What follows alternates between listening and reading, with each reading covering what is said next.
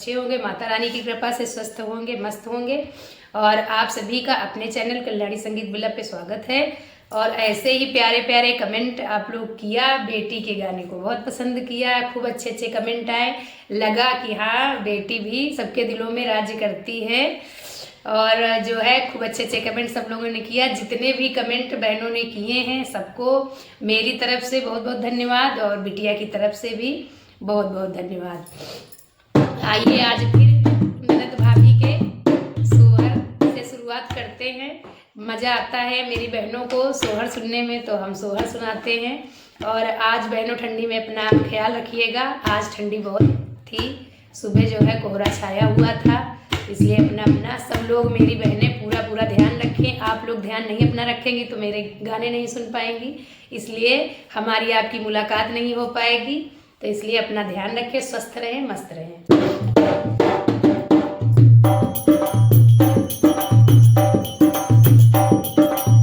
बहनों इस सोहर में भी यही है, ननद भाभी का ही झगड़ा है कि काम तो सब करवा ही लेंगी, टोक टोक के ननद को भाभी ने सारा काम भी करवा लिया, ऊपर से ये भी था कि बुरा भी न मानना, यही इस गाने में है।